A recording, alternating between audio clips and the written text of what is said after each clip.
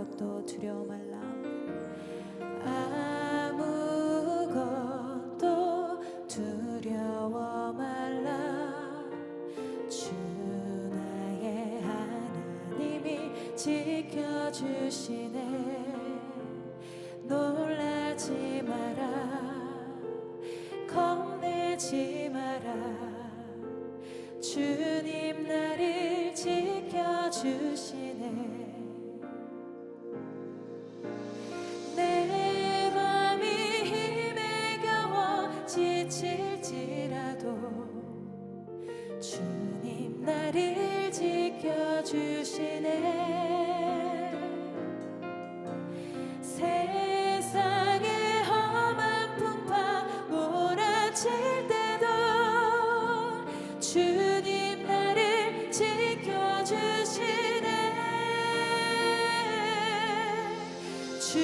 주님은 나의 산성, 주님은 나의 요새, 주님은 나의 소망, 나의 힘이 되신 여호와.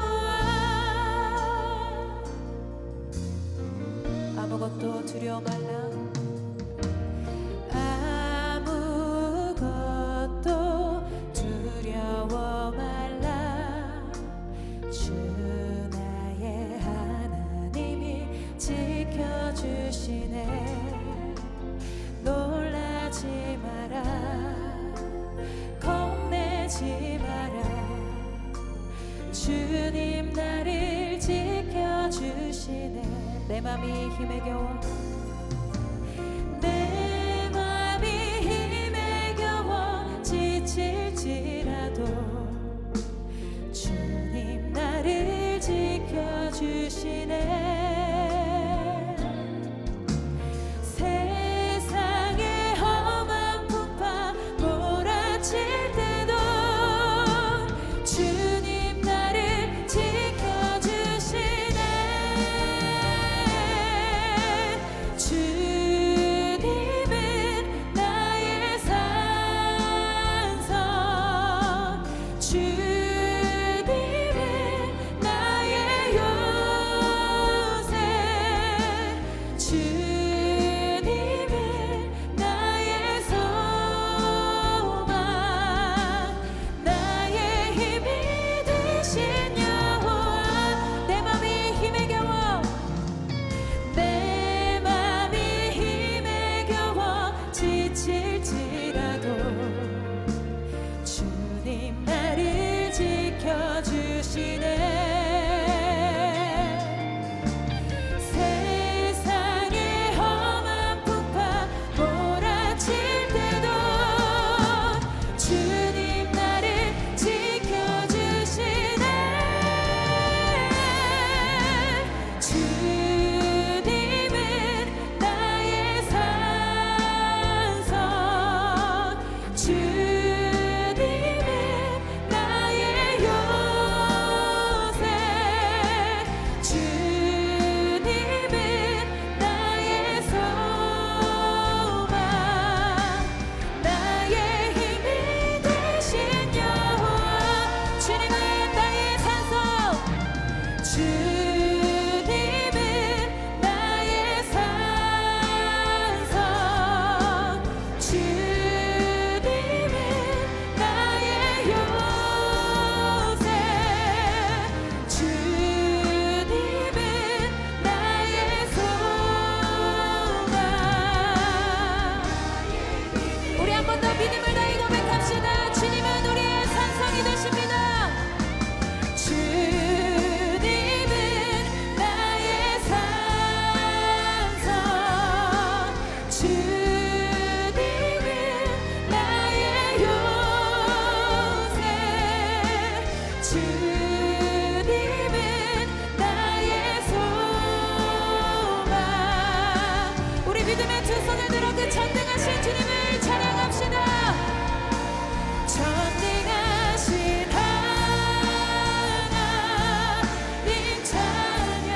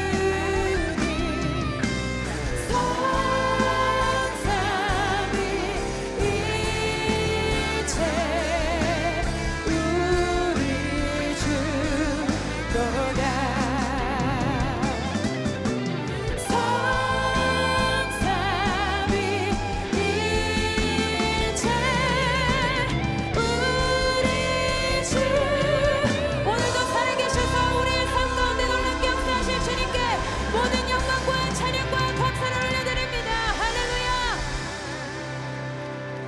모두 자리에 앉으시겠습니다.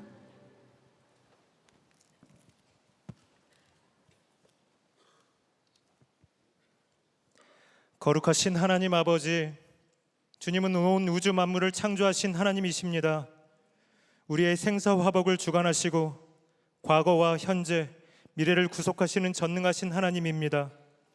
주님을 예배할 수 있음은 우리에게 허락하신 가장 큰 축복임을 고백합니다. 이 시간 왕되신 주님 앞에 영과 진리로 예배하오니 우리의 예배를 기쁘게 받아 주옵소서. 자비로우신 하나님, 우리는 주님을 사랑한다고 고백하면서도 일상의 작은 죄에 쉽게 넘어집니다. 반복되는 죄는 주님 앞에 나아갈 용기를 잃게 만들었고 세상 속에서 주님을 모르는 사람처럼 행동하기도 했습니다. 이 시간 우리의 죄를 고백하오니 십자가 보혈로 우리 죄를 용서하시고 정결하게 씻어 주옵소서. 전능하신 하나님, 우리 교회를 민족 성전으로 세우시고 말씀과 기도로 든든히 서게 하심을 감사합니다.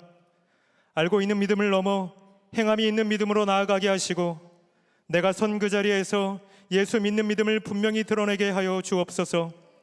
사람에게 인정받는 것을 배설물처럼 여기며 하나님께 인정받는 믿음의 공동체로 세워 주옵소서. 교회를 넘어 주님의 시선이 머무는 곳에 우리의 시선도 머물게 하시고 이웃과 북한과 열방을 향해 주님의 복음을 담대히 들고 나아가는 교회 되게 하여 주옵소서. 특별히 내일부터 시작되는 말씀 함께 주간을 통해 우리에게 말씀하시고 인도하시는 주님을 날마다 새롭게 경험하게 하여 주옵소서. 말씀을 선포하시는 김다희 담임 목사님을 주님의 강한 오른팔로 붙들어 주시고 성령으로 충만케 하시어 말씀을 듣는 모든 성도들의 심령이 새 힘을 얻고 우리의 영과 혼과 육을 쪼개어 새롭게 하시는 말씀을 받아 삶의 변화가 되는 능력의 시간이 되게 하여 주옵소서. 전심으로 드리는 더브리치 찬양대의 찬양을 기쁘게 받아주시고 안내와 주차 그리고 보이지 않는 곳에서 묵묵히 예배를 위해 헌신하는 모든 봉사자들에게 하늘의 복과 은혜를 풍성히 부어 주옵소서. 죽으시고 부활하사 우리의 산 소망 되신 우리 주 예수 그리스도의 이름으로 간절히 기도드립니다. 아멘.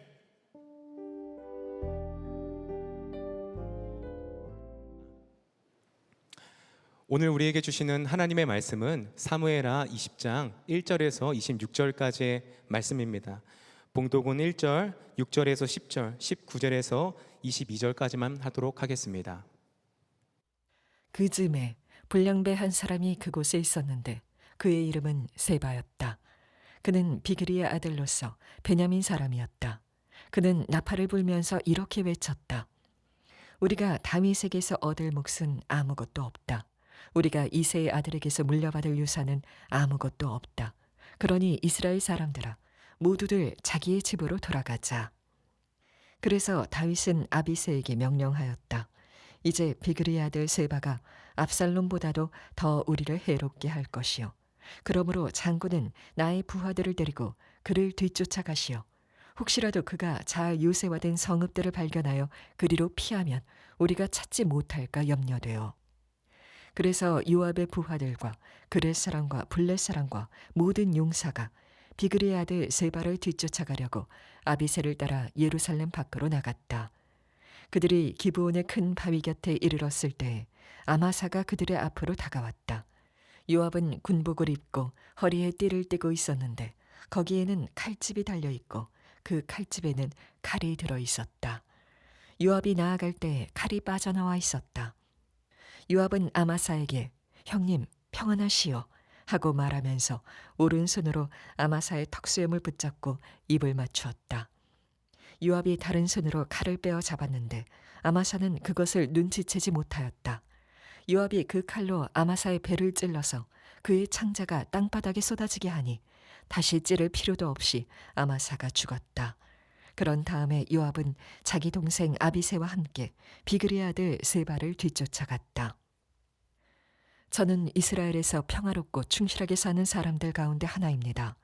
그런데 장군께서는 지금 이스라엘에서 어머니와 같은 성읍을 하나 멸망시키려고 애쓰십니다. 왜 주님께서 주신 유산을 삼키려고 하십니까? 요압이 대답하였다. 나는 절대로 그러는 것이 아니요. 정말로 그렇지가 않소. 나는 삼키거나 멸망시키려는 것이 아니요. 그 일이 그런 것이 아니요. 사실은 에브라임 산간지방 출신인 비그리의 아들 세바라는 사람이 다윗 왕에게 반기를 들어서 반란을 일으켰소. 여러분이 그 사람만 내주면 내가 이 성읍에서 물러가겠소. 그 여인이 요압에게 말하였다. 그렇다면 그의 머리를 곧 성벽 너머로 장군께 던져드리겠소. 그런 다음에 그 여인이 온 주민에게 돌아가서 슬기로운 말로 설득시키니 그들이 비그리의 아들 세바의 머리를 잘라서 요압에게 던져주었다. 요압이 나팔을 보니 모든 군인이 그 성읍에서 떠나 저마다 자기 집으로 흩어져서 돌아갔다. 요압은 왕이 있는 예루살렘으로 돌아왔다. 아멘. 하나님의 말씀입니다. 모두 자리에 앉으시겠습니다.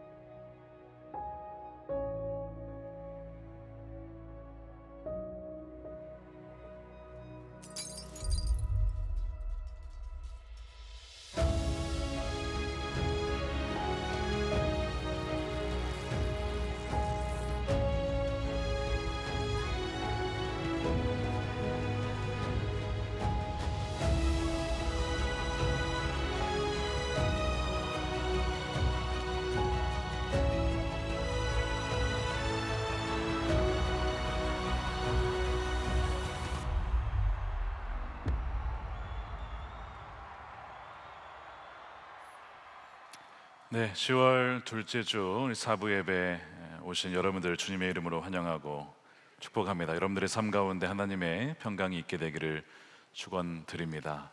우리 자유 앞들에 계신 분들에게 하나님의 평강이 임하시기를 축복합니다. 인사하겠습니다.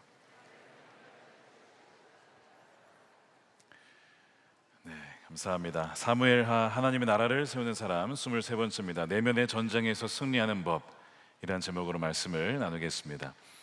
추석 명절 잘 보내고 오셨죠? 네, 행복한 시간이 되었으리라 생각합니다. 그러나 어떤 가정에는 명절 이후에 폭풍이 불어닥치는 가정도 있을 수도 있겠습니다. 우리가 이 추석 명절 기간 참 비가 많이 왔습니다.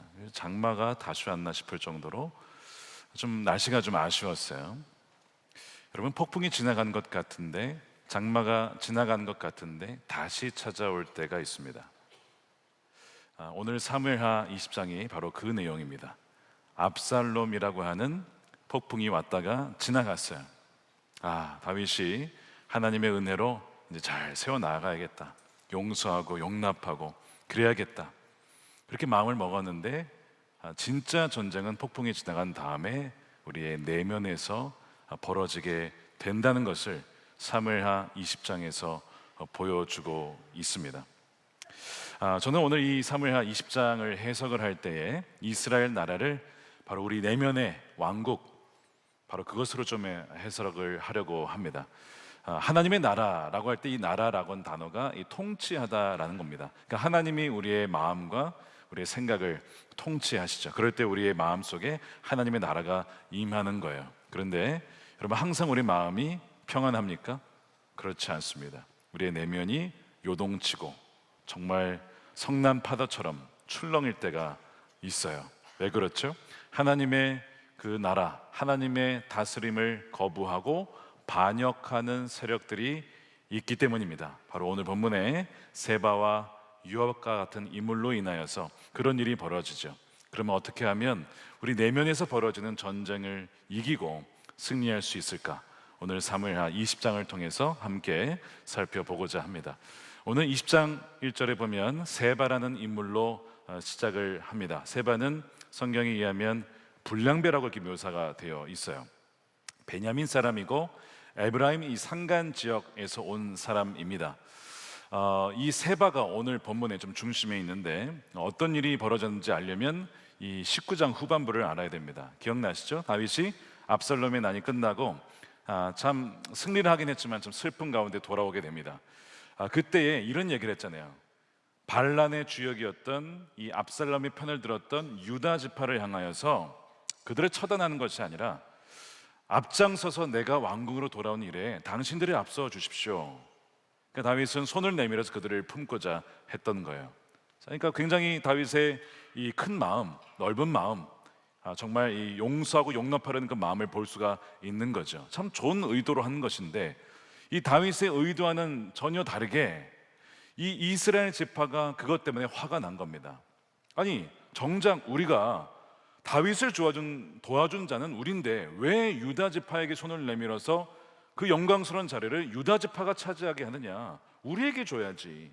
우리에게 공로가 있잖아. 이 열 지파가 이 뿔이 난 거예요. 화가 난 거예요. 그래서 항의를 한 것이 19장 43절입니다. 그러나 이스라엘 사람은 유다 사람에게 말하기를 우리는 임금님께 요구할 권리가 너희보다 열갑절이나 더 있다. 그런데 어찌하여 너희는 우리를 무시했느냐? 이게 문제입니다. 공로를 무시했다 이거예요. 높으신 임금님을 우리가 다시 모셔와야 되겠다라고 맨 먼저 말한 사람이 바로 우리가 아니었느냐? 그래도 유다 사람의 말이 이스라엘 사람의 말보다 더 강경하였다. 물론 다윗이 손 내밀어서 유다 지파가 이렇게 낳은 것이긴 한데 우리가 다윗 왕의 친족이다. 너희는 뭐냐? 뭐 이런 식으로 이 이스라엘 지파를 약간 홀대한 것이 이 유다 지파의 태도였던 것 같습니다. 이 갈등이 결국은 나중에 뭐가 되죠? 나중에 솔로몬 시대 이후에 남과 북으로 갈라지는 단초가 되는 것입니다. 자, 이 해결되지 않은 이 갈등의 중심에 이 불량배라고 불린 세바가 있습니다. 이 세바가 왜 불량배였을까? 여러분 뭐 태어날 때부터 불량배인 사람이 어디 있겠습니까? 아마도 그가 베냐민 사람이니까 이 유다 지파 출신인 다윗 왕조 아래 뭔가 좀 서러움을 받지 않았을까? 뭔가 좀 마음에 상하는 일이 있지 않았을까? 항상 세상을 볼 때 삐뚤한 마음으로 바라보고 비판적인 시각으로 바라보는 그런 불량배로 자라온 것 같습니다. 어찌됐든 이 세바가 이 상황 속에서 더 이상 우리가 다윗과 함께 있을 이유가 뭐냐? 우리에게 어차피 위협을 주지 않을 텐데 뭐 그러면서 마음이 상해가지고 뛰쳐나가면서 반역을 하게 되는 거예요. 자, 다윗이 참 잘해보려고 했어요. 우리도 정말 하나님 말씀대로 용서하고 용납하고 좀 잘해보려고 하는데 말씀대로 살아보려고 하는데 꼭 그때 마귀가 틈을 타서 우리 마음을 흔들어 놓고 다시 한번 마음이 갈라지게 만들고 사람과 사람 사이를 갈라놓는 일이 여러분 우리 일상에서도 얼마든지 벌어지는 일입니다. 그래서 이 세바처럼 또한 우리 안에 어떤 인정받지 못한 공로, 어떤 풀리지 않는 억울함, 그것이 이 공동체에 대한 불만과 심지어 하나님에 대한 불평으로 번지게 된다는 거예요. 결국엔 이 세바가 양각 나팔을 불면서 외치는 거죠. 자, 1절 보십시오. 그는 나팔을 불면서 외치기를 우리가 다윗에게서 얻을 몫은 아무것도 없다. 우리가 이세 아들에게서 물려받을 유산은 아무것도 없다. 그러니 이스라엘 사람들아 모두들 자기의 집으로 돌아가자. 다윗을 거부하며 반역하는 모습을 보여줍니다. 여러분 세바의 출발점은 뭐였냐면 그 마음에 왜 나를 인정해 주지 않느냐, 왜 나를 멸시하느냐, 나를 왜 무시하느냐, 왜 나에게는 이런 공로를 거기에 대한 몫을 주지 않느냐에 대한 오해와 서운함에서 시작이 되었습니다.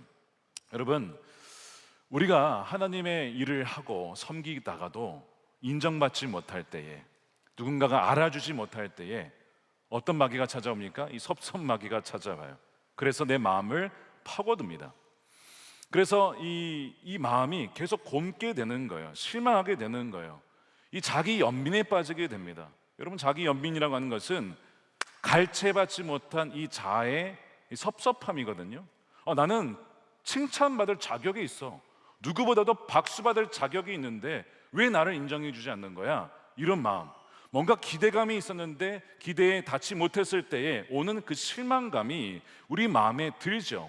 그때 찾아오는 것이 무엇이냐? 바로 세바라고 하는 겁니다. 우리 내면에 세바가 찾아온다는 거예요.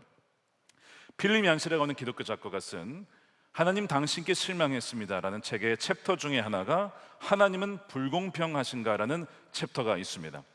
거기에서 무슨 얘기를 하냐면 이 욥기 얘기를 하면서 욥이 참 착하고 의롭게 살았습니다. 죄를 안 지으며 살았어요. 그런데 그의 삶에 엄청난 고난이 닥쳐왔습니다. 처음에는 하나님이 나에게 다 주셨으니까 걷어가실 수 있는 것도 하나님이시다, 이런 놀라운 고백을 했는데 이 고난이 길어지고 깊어지니까 나중에는 약간의 원망이 나오기 시작하죠. 그러면서 한 얘기가 욥기 21장 7절에 어찌하여 악인이 생존하고 장수하며 세력이 강한가, 막 비교를 하니까 이게 약간 좀 짜증이 나고 화가 막 나는 겁니다. 이 작가 얀 씨가 무슨 얘기를 하냐면 바로 이 지점에서 우리가 하나님께 실망한다는 거예요. 하나님, 공평하신 분 맞습니까? 하나님, 내가 정말 하나님 뜻대로 살고자 한 정말 헌신하고 정말 열심히 했는데 고작 돌아온 것이 이겁니까? 저 사람은 뭡니까? 정말 저 사람은 누가 봐도 악인 아닙니까? 근데 어떻게 저 사람 저렇게 잘 됩니까?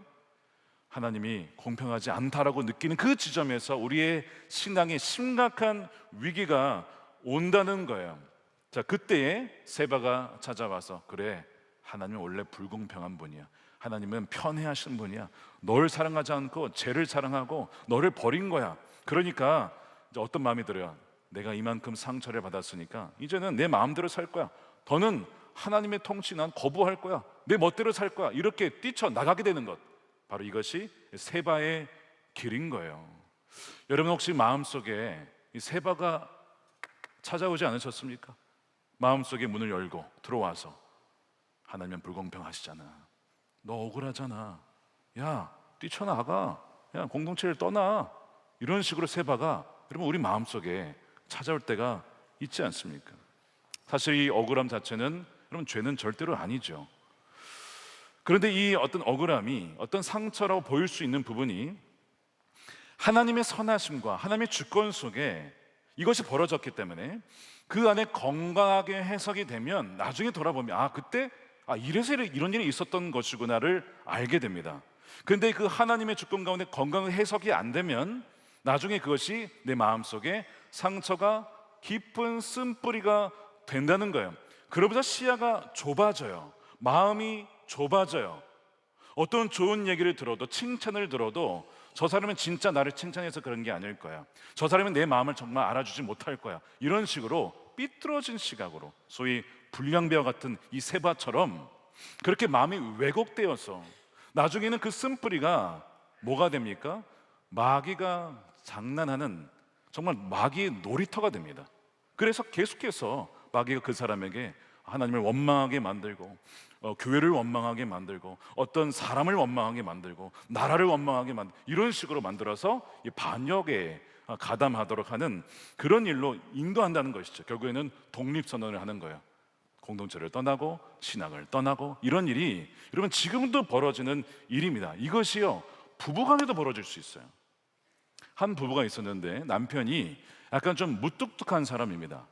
아내에게 좀 아마 속으로는 깊이 사랑했는지 모르겠지만 표현을 잘 안 하고 말을 좀 툭툭 내뱉는 스타일이에요. 그러니까 아내가 이것이 좀 마음에 상처가 됐어요. 부부 상담을 받고 자기가 상담도 받고 기도도 받고, 근데 남편이 변하질 않는 겁니다. 너무 속이 상하는 거예요.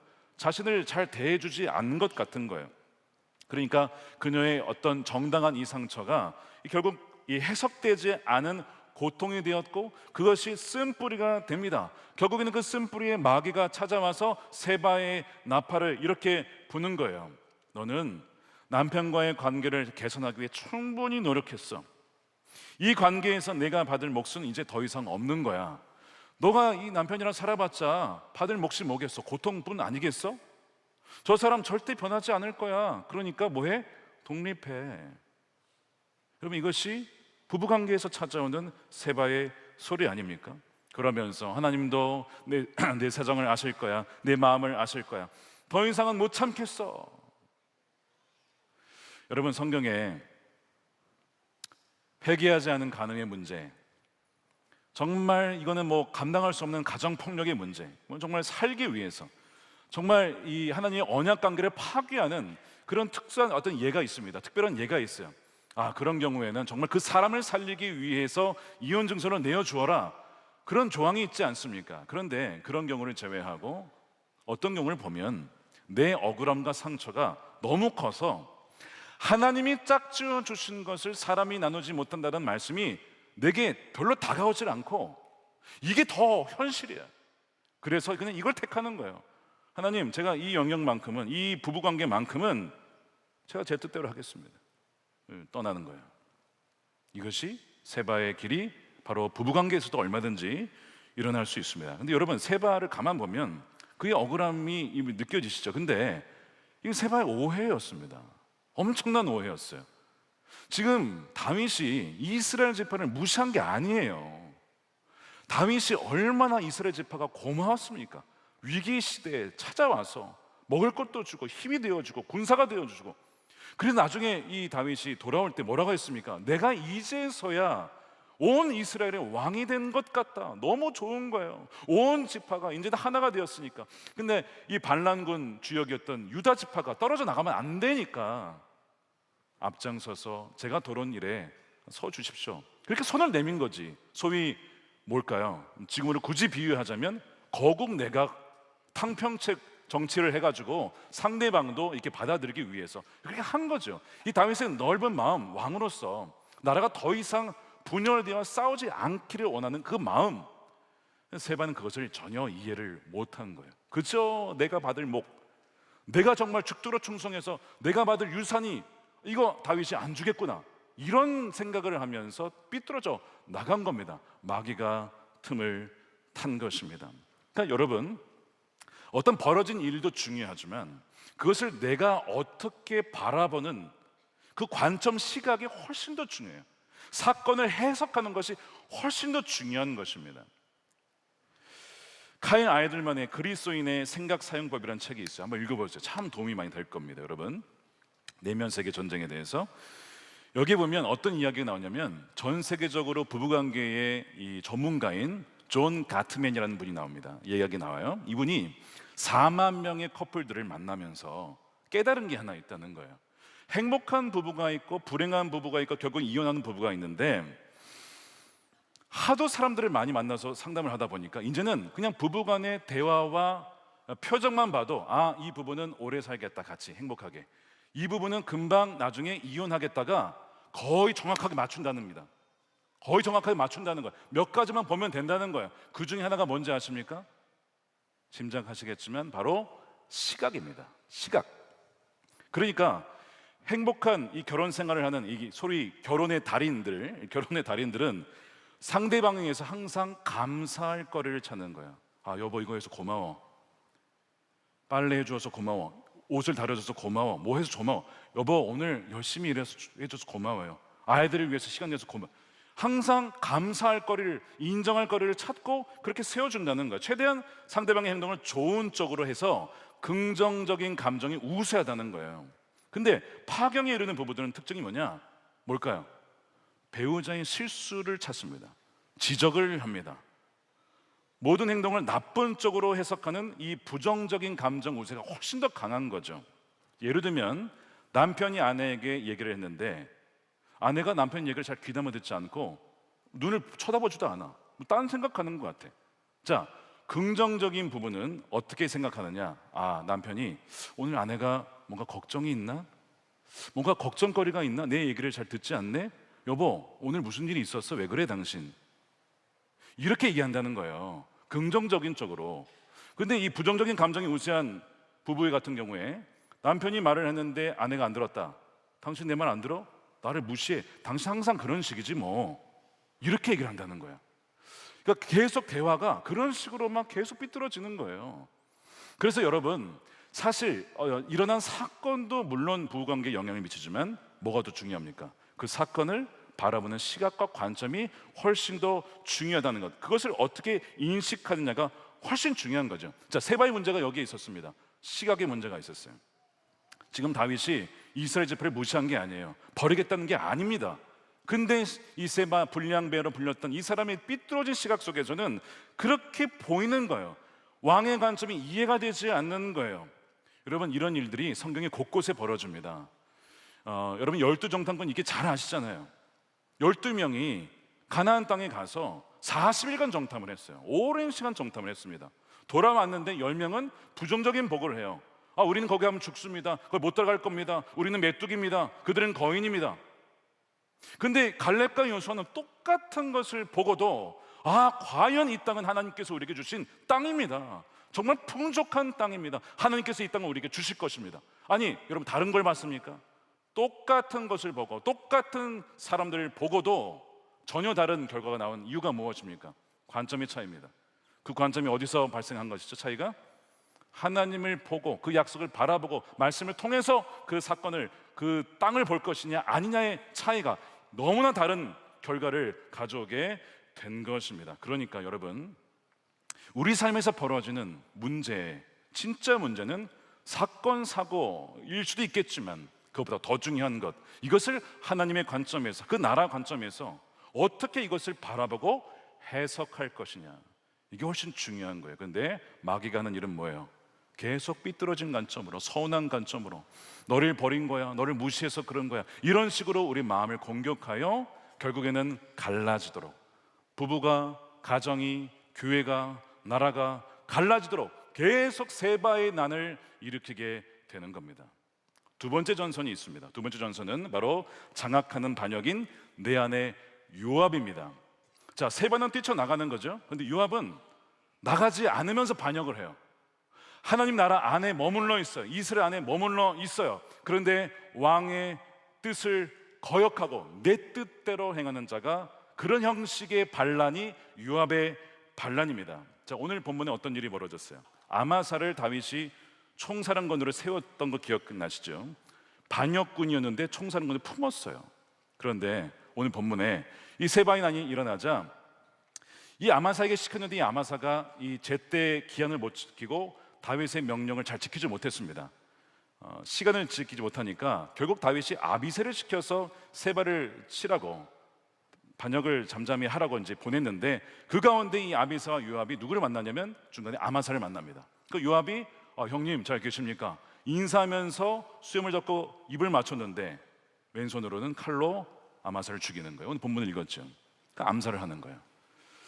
왕이 세운 지도자 마음에 안 드니까 근데 내가 갈아치우겠다 이거예요.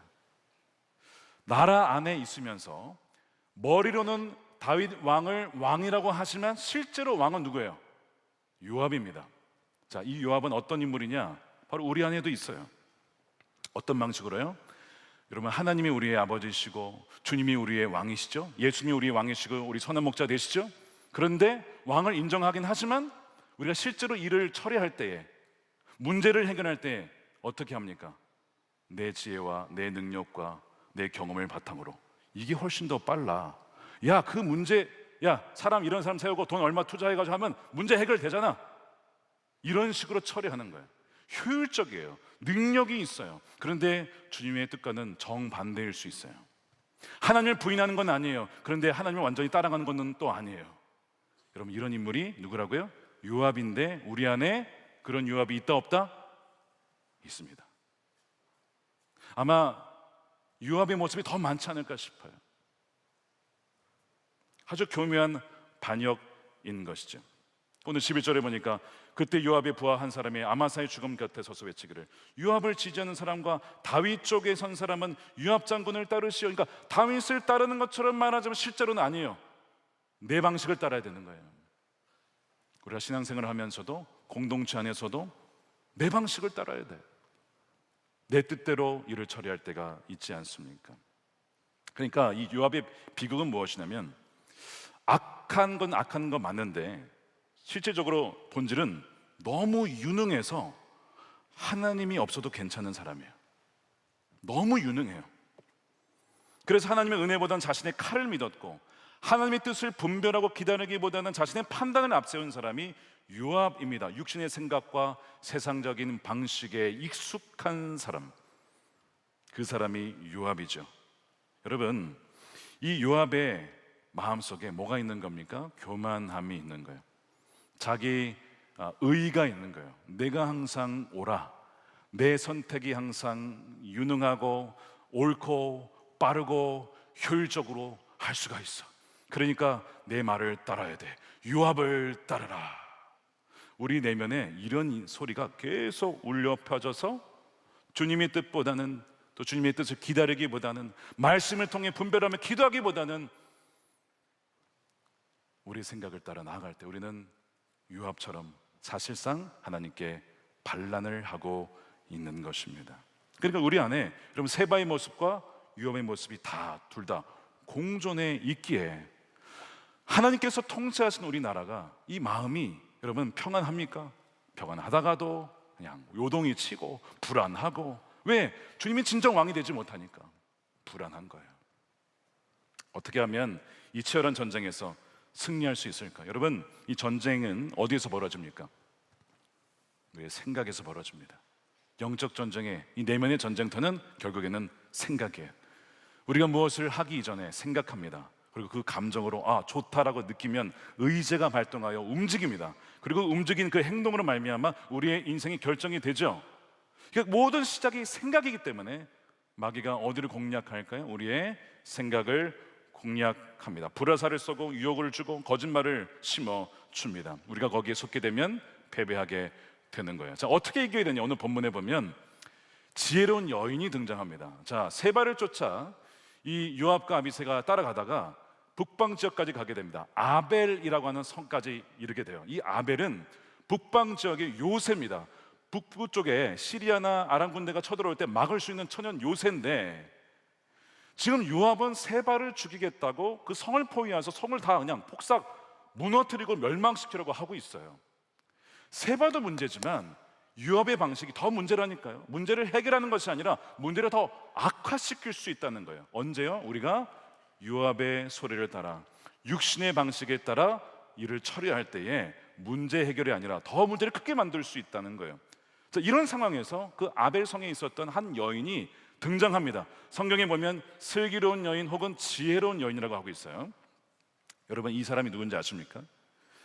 잠언서에 보면 가장 많이 나오는 단어가 뭐죠? 지혜란 단어예요. 그리고 잠언서를 가만히 읽으면 그 지혜를 마치 사람처럼 얘기합니다.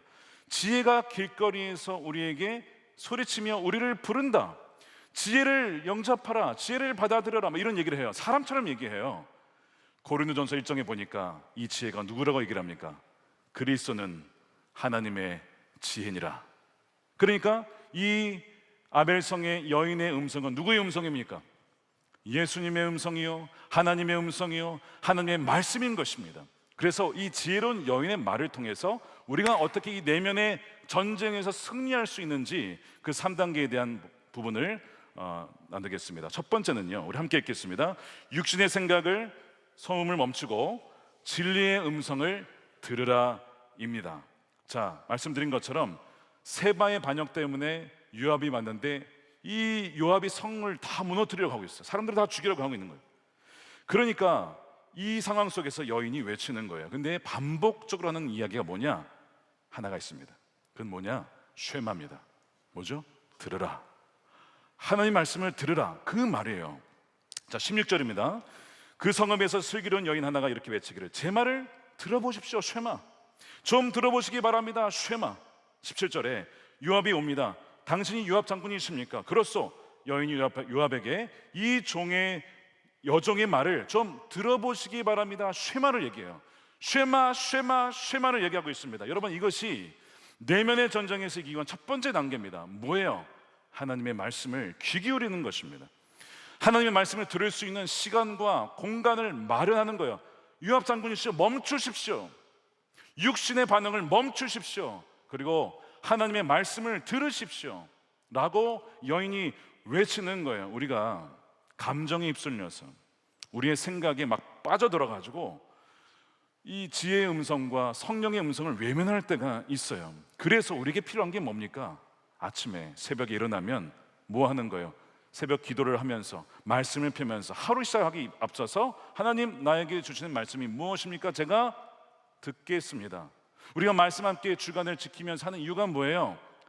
말씀 묵상이 습관화가 안 되어 있는 분들에게 치열한 영적 전쟁에서 이 생각을 지키지 않고 말씀을 듣지 않으면 이길 수가 없으니 우리가 이기기 위하여 우리 말씀을 들읍시다. 말씀을 묵상합시다. 말씀을 암송합시다. 하기 위하여 속회에서 지역에서 교회에서 컨퍼런스를 통해서 계속 우리에게 주님은 뭐라고 말씀하시는 거예요? 쉐마 들어라. 우리에게도 지금 말씀하고 있는 겁니다. 누가요? 주님께서. 그러면 듣지 않으면 절대로 여러분 전쟁에서 이길 수가 없어요. 1단계는 여러분 멈추고 듣는 것입니다. 2단계는 하나님의 진리로 반격하라입니다. 자, 이 지혜로운 여인이 이 요압이 쳐들어온 상황을 이렇게 하나님의 관점으로 재해석합니다. 그것이 19절이에요. 저는 이스라엘에서 평화롭고 충실하게 사는 사람들 가운데 하나입니다. 그런데 장군께서 지금 이스라엘에서 어머니와 같은 성읍을 하나 멸망시키려고 애쓰십니다. 왜?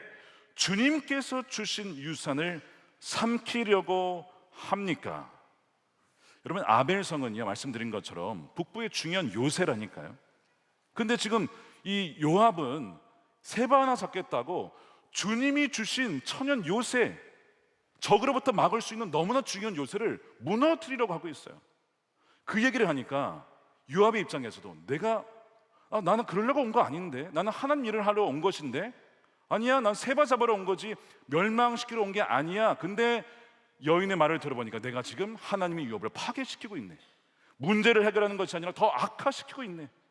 말씀을 들으니까 내가 문제라는 것을 알게 돼요. 내가 육신대로 처리했구나, 내가 내 본성대로 처리했구나, 내 방식대로 처리했구나. 그것을 말씀을 통해 깨닫게 되는 것입니다. 여러분, 우리가 잘못되어 있는 것을 어떻게 하느냐, 말씀이 우리에게 말씀을 할 때에 깨닫게 되는 거예요. 그때 내가 주의 명령을 벗어났구나, 십계명을 범하였구나, 그걸 깨닫게 되는 거예요. 그래야 변화가 시작되죠. 더 이상 사탄이 우리를 장악할 수가 없는 겁니다. 시편 기자들을 보십시오. 다윗을 보십시오. 어떤 말씀이 많이 나오냐면, 내 영혼아 어찌하여 낙심하냐, 절망하냐, 왜 그러고 있어? 그러면서 뭐라고 합니까? 진리의 말씀으로 너는 하나님께 소망을 둬라. 하나님이 너의 소망 되시지 않냐? 너의 요새 되시지 않냐? 너의 산성 되시지 않냐? 일어나라. 세바가 우리에게 하나님이 너를 버렸어, 너의 헌신은 아무 소용없어, 이렇게 속삭일 때에 고린도전서 15장 58절에 뭐라고 되어 있습니까? 그리스도 안에서 너의 수고가 결코 헛되지 아니한다. 라는 말씀으로 반격을 하시는 거예요. 하나님 나를 결코 버리지 않으셔서 히브리서 13장 5절 말씀으로 반격을 하시는 거예요. 마귀의 거짓 때문에 속지 마십시오. 진리의 말씀으로 반격하는 여러분 되시길 축복합니다. 지난 금요 성령 집회 때 치유 집회 간증이 있었어요. 신철웅 성도님이 아마 백신을 맞고 좀 부작용이 있었던 것 같습니다. 면역 매개 괴사성 근염, 이 근육에 문제가 있어 힘을 쓸 수가 없는 좀 안타까운 일이 벌어졌어요. 낙심이 될 수 있잖아요. 절망이 될 수 있잖아요. 그런데 그때마다 더 말씀 기도회 자리에, 신년 금식성회, 금요 성령 집회 사모하면서 나갔습니다. 그때 하나님 주신 말씀을 붙잡게 되는 거예요. 베드로전서 5장 9절에 잠깐 고난을 당한 너희를 친히 온전하게 하시며 굳건하게 하시며 강하게 하시며 털을 견고하게 하시려다, 이 말씀이 선포됐을 때 아멘, 이 말씀이 나에게 주신 하나님의 말씀이다. 쉐마의 그 말씀에 아멘으로 그렇게 취하게 된 거예요. 그 고백을 하시는 거예요. 그래서 자신은 연약하지만 그러나 오히려 내 영혼은 더 강건해지고 있습니다. 제 마음은 더욱더 주의 은혜로 충만합니다. 그 귀한 고백을 해 주셨어요. 우리 마음속에 요압이 막 요동치는 거예요. 야, 기도할 시간이 어디 있어? 금식할 시간이 어디 있어? 빨리 일 처리해야지 라고 할 때에 역대하 말씀 20장 15절 말씀을 근거로 하여서 전쟁은 내게 속한 게 아니야, 전쟁은 하나님께 속했으니까 우리가 두 손을 들고 하나님께 기도해야지, 그럴수록 기도해야지 문제를 내 힘으로 해결할 수 있겠습니까? 그 말씀으로 물리칠 때 마귀가 물러나고 더 이상 저와 여러분들을 장난감 놀이개처럼 취급하지 않고 떠나가게 된다는 것입니다. 이 은혜가 여러분들 삶 가운데 있게 되기를 축복합니다. 그래서 모든 생각을 사로잡아서 말씀으로 분별해 보라는 거예요. 그리스도에게 복종시키라는 거예요. 모든 생각이 다 하나님의 생각이 아니고 바로 사단이 심어주는 생각이 있기 때문에 진리의 말씀으로 반격을 하라는 것입니다. 자, 세 번째 단계는 뭘까요? 바로 진짜 적의 머리를 베는 겁니다. 이 여인이 딱 들어보니까 요압이 온 것은 이 성을 멸망시키려고 온 게 아니라 세바를 잡으러 온 거예요. 자, 그러면 세바만 주면 됩니까? 그렇다는 거예요. 그러면 제가 그렇게 하겠습니다. 이 여인이요, 백성들, 그 도시의 사람들을 설득해서 세바를 잡아와서 세바의 목을 베고 세바의 머리를 덧내줍니다. 그러니까 요압이 약속대로 나팔을 불고 이제 다시 돌아가게 되는 거예요. 문제가 너무나 평화롭게 해석이 됐어요. 해결이 됐어요. 세바의 난도 해결을 하고 요압의 이 정말 폭주 기관차야 어떻게 컨트롤도 안 되는 이 문제도 해결이 된 거예요. 누구 때문에? 지혜로운 여인, 누구를 상징합니까? 우리 주 예수 그리스도, 지혜가 되시는 주님, 그 문제를 주님으로 말미암아 해결을 하게 된 거예요. 자, 이 머리를 벤다는 것은 우리의 단호한 결단, 즉 회개를 말합니다. 세바의 머리를 벤다는 것은 주님, 제가 잘못된 시각을 갖고 있었습니다. 잘못된 관점을 갖고 있었습니다. 상대방이 나를 무시한다고 생각했는데 그게 아니구나, 다른 일이 있었구나. 하나님 나라의 큰 관점에서 왕의 마음을 품지 못했던 것을 주님 회개합니다. 주님, 저의 좁은 시야를 넓게 해 주십시오. 저의 억울한 마음 있었지만 그러나 이 감정이 사로잡혔던 것을 회개하며 좁은 시각을 넓혀 주시기를 원합니다. 이해할 수 없는 상황 속에서도 하나님의 신실하신 통치를 신뢰하오니 나를 인도해 주십시오. 이게 이 세바의 머리를 베는 거예요. 요압을 물리치는 것은 무엇입니까? 주님을 위한다고 하면서 나의 교만과 자기 의를 내세웠던 것을 십자가에 못 박는 거예요. 유능함을 버리는 것이 아니라 주님, 저의 유능함과 경험을 주님보다 더 의지했던 것을 회개합니다. 그것이 요압을 물리치는 것이죠. 주님의 일을 제 힘과 지혜로 해결할 수 있다고 믿었던 교만을 회개하고, 주님의 방법보다 제 방법이 빠르고 효과적이라고 믿었던 불신을 회개합니다. 제 칼을 내려놓습니다. 더디고 답답한 것 같아도 주님의 신뢰, 은혜의 방식을 신뢰하며 기다리겠습니다. 이렇게 할 때에 여러분, 세바가 물러나고 요압도 물러나고 우리의 내면에 하나님의 나라가 진정한 평강으로 임하게 되는 줄 믿으시기를 축복합니다. 베트남 전쟁 때에 7년 7개월 동안 그 하노이 힐튼이라고 하는 악명 높은 포로 수용소에 갇혀 있었던 미 공군 해군 조종사였습니다. 해군 조종사 제레마이어 덴턴이 있었습니다. 그는 육체적인 고문을 참 많이 당했는데 그것보다 더 고통스러웠던 것이 확성기에서 나오는 메시지였어요. 뭐냐면, 너희는 졌다, 고국은 너희를 버렸다, 조국은 너희를 버렸다, 너희는 여기서 죽을 거야. 이것이 내 그냥 아침마다 저녁마다 계속 확성기가 울리니까 다른 고문보다 그게 가장 힘들었다고 해요. 그래서 어느 날은 내가 저 확성기를 끌 수는 없지만 내 내면에 저보다 더 큰 음성을 낼 수 있지 않느냐.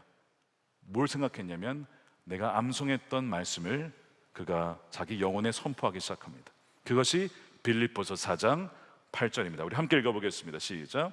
끝으로 형제들아, 무엇이든지 참되며 무엇이든지 경건하며 무엇이든지 옳으며 무엇이든지 정결하며 무엇이든지 사랑받을 만하며 무엇이든지 칭찬받을 만하며 무슨 덕이 있든지 무슨 기림이 있든지 이것들을 생각해라. 하나님의 말씀을 묵상하고 하나님의 약속을 묵상하고 하나님의 선하심을 묵상하는 것, 생각하는 것, 바로 그걸 통해서 내 영혼에 그 확성기보다 훨씬 큰 하나님의 메시지가 울려 퍼지도록 계속 선포했다는 거예요. 어떻게 되었을까요? 결국에는 그가 포로에서 풀려나고 본국으로 무사히 돌아갈 수 있었고 이 간증을 하게 된 것입니다. 사랑하는 여러분, 우리의 내면에 치열한 전쟁이 있습니다. 하나님의 통치를 거부하는 세바와 요압의 세력이 있습니다. 우리가 세바고 우리가 요압이죠.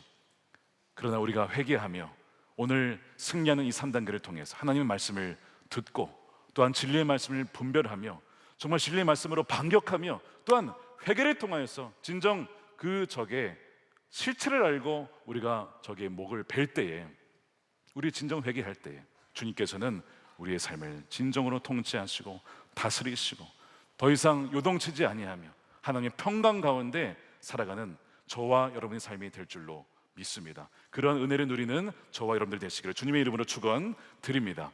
우리 함께 기도하겠습니다. 오늘 우리 성찬을 받습니다. 성찬을 위해서 기도할 때에, 주님, 내가 세바입니다. 내가 요압입니다. 내가 반역자입니다. 그런 반역자를 그냥 두지 아니하시고 우리를 살리시겠다고 반역자가 되셔서, 죄인 되셔서 우리 자리에서 피를 흘리시고 몸을 찢어서 죽으시고 우리에게 생명을 주신 주님, 감사합니다. 감사합니다.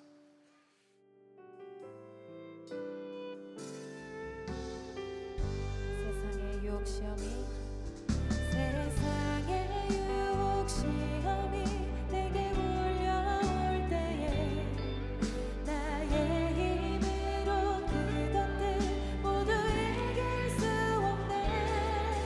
거대한 폭풍 가운데 위축된 나의 영혼, 어찌할 바를 몰라 헤매이고 있을 때 거짓과 속임수로 거짓과 속임수로 가득 찬 세상에서 어디로 갈지 몰라 머뭇거리고 있네. 공중의 권세 잡은 자 지금도 우리들 실패와 절망으로 넘어뜨려. 우리 두 손 들고 찬양합시다. 주를 찬양, 주를 찬양, 손을 들고 찬양. 천재는 나에게 속하는 것 아니. 주를 찬양, 손을 들고 찬양. 천재는 하나님께 속하.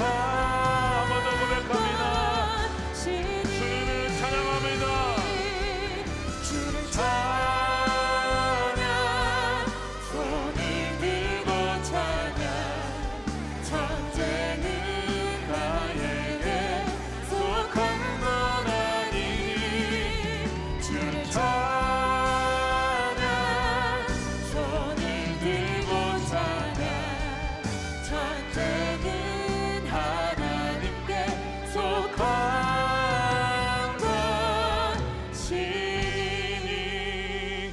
아멘. 축도하겠습니다. 이제는 우리 주 예수 그리스도의 크신 은혜와 아버지 하나님의 측량할 수 없는 무궁한 사랑하심과 우리와 늘 세상 끝날까지 함께 하시는 성령님의 가방감동 교통 내주하심이 치열한 내면의 영적 전쟁에서 승리하기 위하여 듣고 진리의 말씀으로 반격하고 회개의 결단으로 나아가는 사랑하는 우리 선화목적의 모든 예배자들 머리머리 위에 저들의 가정과 일터와 사랑하는 자녀들과 다음 세대와 주의 몸된 교회와 조국 대한민국과 열방 가운데 영원히 함께 하시기를 간절히 축원하옵나이다. 아멘.